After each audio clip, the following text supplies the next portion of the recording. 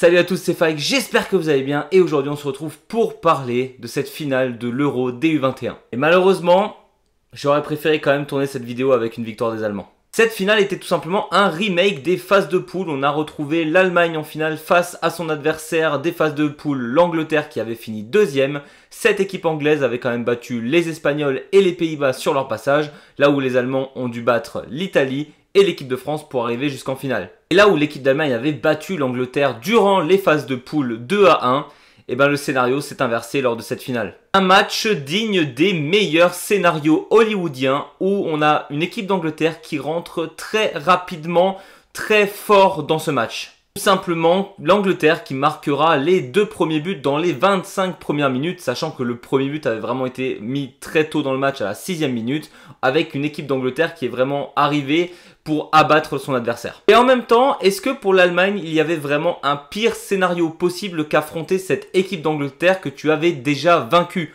Forcément, il y a une des deux équipes qui est arrivée beaucoup plus motivée que l'autre, vu qu'ils s'étaient déjà fait battre 2 matchs auparavant. On s'est quand même retrouvé lors de ce match avec deux équipes qui n'avaient pas l'air très sereines. On sent tout simplement la pression d'une finale où aucun joueur ne veut commettre d'erreur. Et à ce niveau-là, c'est vrai que la première mi-temps des Allemands était beaucoup plus fébrile que celle des Anglais, qui eux avaient l'air d'avoir un peu plus de choses à perdre, en tout cas à partir de la 25e minute où ils marqueront le 2-0. On les a sentis beaucoup plus sur leur garde alors que ils ont commencé en trombe en attaquant de tous les côtés. Et c'est vrai que venant des deux meilleures équipes de ce tournoi, parce que clairement les Anglais n'ont pas démérité d'être en finale, j'ai vu beaucoup de gens dire que c'est déjà une honte qu'ils soient arrivés jusque là. Non, l'Angleterre est déjà tenant du titre de la dernière compétition. Alors oui, les joueurs ont complètement changé vu qu'il s'agit des U21, mais non, les Anglais ont totalement mérité d'être en finale. Et on s'est quand même retrouvé avec beaucoup de pertes de balles, surtout au niveau des passes, quelques déchets techniques. On s'est aussi retrouvé avec de très bonnes défenses. En tout cas, la défense anglaise lors de la première mi-temps était très forte et l'équipe allemande était vraiment meilleure en deuxième mi-temps.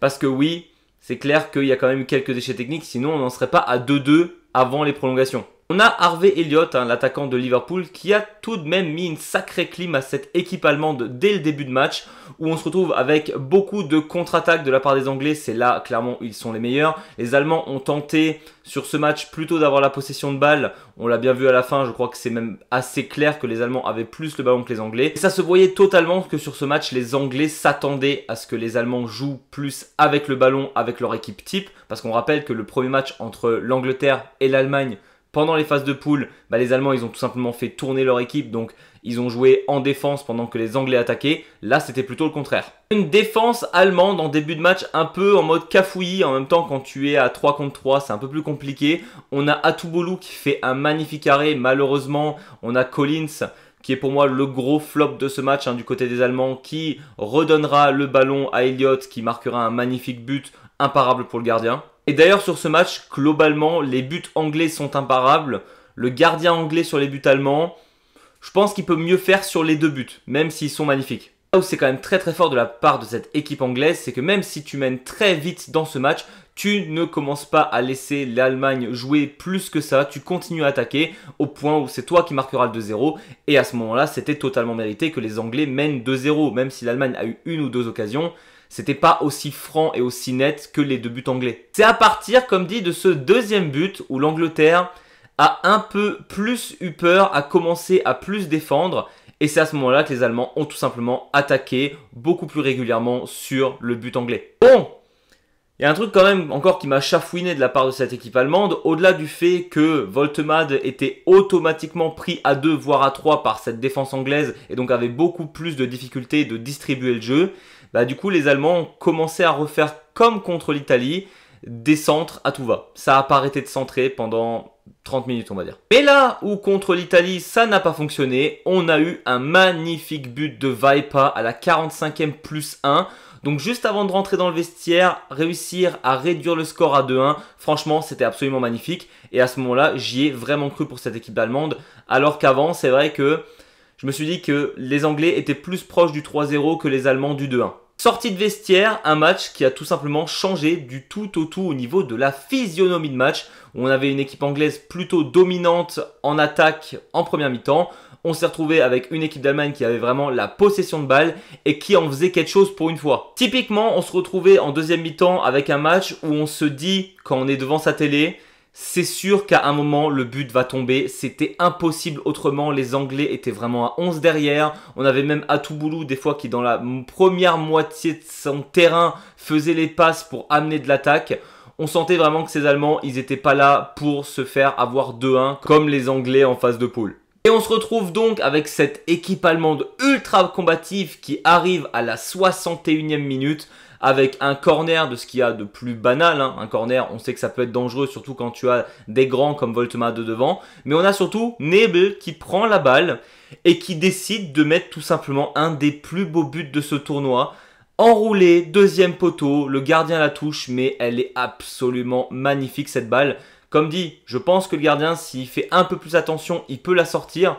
N'empêche, la balle de Nebel, je crois qu'elle transperce littéralement 7 joueurs anglais, ce qui est absolument phénoménal. Et donc, le match s'est tout simplement relancé à la 60e minute. Je veux dire, on avait les Anglais qui menaient 2-0 en finale. À ce moment-là, beaucoup pensaient que c'était déjà terminé pour cette équipe allemande. Et avec encore cette volonté qu'ils ont réussi à nous montrer lors de tout ce tournoi et même avant, pendant les qualifications, les Allemands reviennent à 2-2. Le match, il reste 30 minutes. Tout est encore jouable. Et là, on ne sait pas pourquoi. Les Allemands, ils ont fait comme les Anglais en première mi-temps. Au moment où ils ont marqué leurs 2 buts, ils ont arrêté de jouer. Et ça m'a complètement saoulé. Parce que clairement, entre la 40e minute et la 62e minute, les Allemands avaient étouffé cette équipe anglaise. Ils n'arrivaient plus à sortir de leur propre moitié de terrain. Pourquoi est-ce que tu relâches tes efforts? Alors oui, je sais qu'il y a la pression, qu'il y a la peur de faire des erreurs. Mais à un moment donné, tu vois bien qu'en 20 minutes, tu as réussi à mettre cette équipe anglaise sous l'eau. Pourquoi pas continuer? Je ne sais pas. Et donc tu te retrouves sur un momentum plutôt déséquilibré où les Allemands avaient vraiment dominé les 20 premières minutes de cette deuxième mi-temps et les Anglais ont encore dominé les 20 minutes après le but allemand. Mais pour le coup, la défense allemande nous a fait ce qu'elle a réussi à nous faire pendant tout ce tournoi. Elle a réussi à bien cadenasser cette attaque anglaise qui fait vraiment flipper. Parce qu'on en reparlera quand même rapidement à la fin, on rappelle que c'est les U21 et donc tous ces joueurs-là joueront pour leur équipe nationale peut-être dans le futur. Les Anglais, ils ont quand même pas mal de très très bons joueurs. Finalement, on a beaucoup d'actions de la part des Anglais qui ne mènent pas à des buts, pareil de la part des Allemands, et c'était beaucoup plus équilibré lors des 5 minutes plus temps additionnel. Et j'ai quand même l'impression que les Allemands avaient beaucoup plus le momentum à la toute fin. Et franchement, j'y crois à fond à ces histoires d'Hollywood. L'Allemagne qui est menée 2-0, qui est à 2-2, qui reprend le large, Voltemade qui était totalement inexistant lors de ce match, qui peut-être marquera le 3-2 à la toute fin. Je me suis fait des films dans ma tête et je me suis dit voilà, tout est écrit, c'est Voltemade qui donnera la victoire aux Allemands. Malheureusement, c'était pas le cas. Là où c'est vraiment le plus déchirant cette défaite, parce que comme je l'ai déjà dit dans une précédente vidéo, c'est la première fois que je suis de manière aussi assidue une Coupe d'Europe des U21. L'Allemagne va carrément en finale quand je suis ça. On a l'Allemagne qui revient en finale alors qu'ils étaient menés 2-0. Et puis tu as Nebel qui met un énorme Latenschuss à la toute dernière seconde du match. Ça veut dire barre transversale Latenschuss. Les Allemands, à la dernière minute du temps additionnel, nous claquent un magnifique tir sur la barre transversale. Un tir qui n'aurait jamais été cherché par le gardien. Nebel qui nous avait déjà sorti une frappe stratosphérique pour le 2-2. A failli nous planter le 3-2 à la dernière seconde du match avant le temps additionnel. Franchement, j'ai bondi 2-3 fois de mon canapé après ce tir que j'ai trouvé absolument phénoménal, j'y ai cru. Et puis on a entendu le gros bang sur la transversale. Et donc commence le temps additionnel où on te rappelle que c'est un match de football et pas un film américain. Et donc les Anglais qui étaient jusque-là dominés pendant 10 minutes claquent le 3-2 après 2 minutes dans le temps additionnel sur, on va dire, une giga erreur défensive des Allemands qui étaient tous mal placés lors de ce centre et de cette tête croisée. Atuboulou qui aura été magnifique pendant tout ce tournoi et qui aura même fait des arrêts décisifs lors de ce match ne peut rien faire, tête croisée à bout portant. C'est vraiment la défense qui est mal placée et qui aurait pu jouer le hors-jeu assez facilement sur ce tir. Et donc tu te retrouves avec un temps additionnel où l'Allemagne continue encore à pousser pour essayer d'égaliser une nouvelle fois. Parce que vraiment lors de ce temps additionnel, on a les Allemands qui attaquent et les Anglais qui défendent. Voilà, ils ont marqué après 2 minutes et puis ils ont défendu pendant 28 minutes. Et franchement, c'est normal en fait. Et vraiment, jusqu'à la toute fin de ce match, de ce temps additionnel absolument phénoménal. J'y ai cru en cette équipe d'Allemagne qui marque un but pour égaliser, pour aller au tir au but, pour vraiment que ça se termine de la plus grande manière dramatique possible. Et puis arrive encore la fin, où les Allemands, où Röhl, le numéro 8, tire, ballon dévié, transversal, à la dernière seconde du temps additionnel. J'étais écœuré. Il faut quand même se mettre ça dans la tête. Les Allemands, avant les prolongations et avant la fin du match de ce tournoi, c'est 2 tirs, c'est 2 barres transversales. À un moment donné, quand la chance n'est pas avec toi, tu peux pas faire grand chose non plus. Et le pire, c'est que les 2 barres transversales sont vraiment plus ou moins au même endroit au niveau du tir. Et 2 fois, le gardien n'aurait rien pu faire. Et donc c'est comme ça, les Anglais finiront ce match avec ce fameux but marqué à la 92e minute, techniquement, vu que c'était les prolongations, gagneront 3-2, et franchement, sur le tournoi entier, c'est quand même bien mérité. On peut vraiment que féliciter cette équipe anglaise, on va pas commencer à dire que c'était pas mérité ou quoi. Je sais qu'il y en a beaucoup qui crachent leur venin sur cette équipe parce qu'ils ne s'attendaient pas à ce qu'ils battent leurs chouchous, qui sont les Pays-Bas.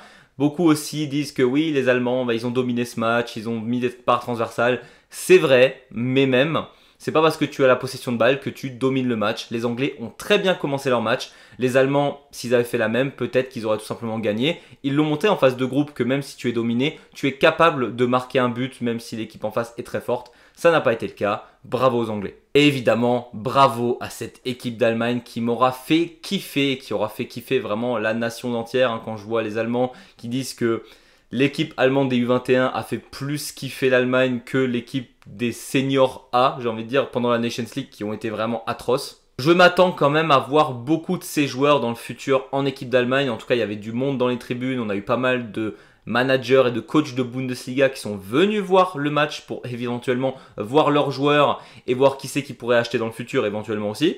On avait Tuchel et Nagelsmann aussi dans les tribunes. On rappelle que Tuchel est l'entraîneur de l'Angleterre des seniors actuellement. Nagelsmann, l'entraîneur de l'équipe d'Allemagne. Donc voilà, ils sont venus voir leurs joueurs. Je pense sincèrement que certains viendront très prochainement dans l'équipe type. Du côté des Allemands, clairement, déjà Voltemade a commencé à être dans l'équipe type et le sera dans le futur sans trop de soucis. Je pense aussi qu'un Gruda, qu'un Nebel qui aura été magnifique peuvent prétendre à des postes en équipe d'Allemagne. Surtout quand la concurrence actuelle, c'est Sané et Gnabry qui risquent de ne plus trop être appelés dans le futur. J'ai aussi envie de donner un gros big up à Reitz que j'ai trouvé magnifique lors de ce match. Pour moi, l'homme du match, clairement le 18 allemand qui était partout en défense, en attaque, au milieu de terrain. Il défendait comme un chien, il faisait les bonnes passes. Il a été exceptionnel sur ce match. On a aussi Weipa qui était très bon. Après, est-ce que lui aura un poste en équipe d'Allemagne? On ne sait pas, dans le futur peut-être. En tout cas, je pense qu'il doit encore se développer un peu. Atuboulou, je pense que c'est une histoire vraiment de très peu d'années avant qu'il soit dans les 3 gardiens de cette équipe allemande. On a aussi Braun que j'ai vraiment trouvé en tant qu'ailier défenseur vraiment exceptionnel.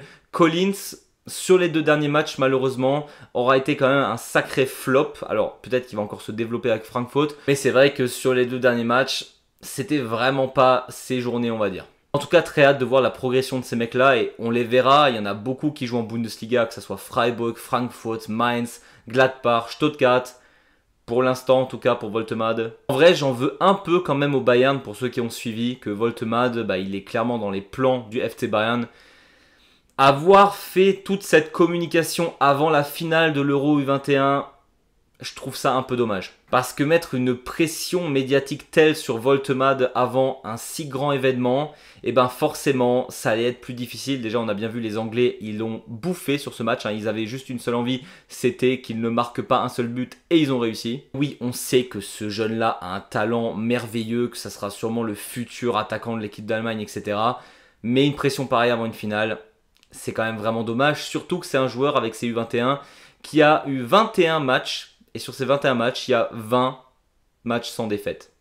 Je vous laisse deviner quand est-ce qu'était la défaite. Ça fait encore plus mal pour lui du coup. Voilà, c'était tout pour moi. J'espère que cette vidéo vous a plu. N'hésitez pas vous à me dire quel était votre joueur favori de cet Euro Espoir si vous l'avez suivi. N'hésitez pas non plus à vous abonner ou mettre un petit pouce vers le haut. Nous on se retrouve très vite pour parler foot et Bundesliga. Et d'ici là, je vous dis, servus!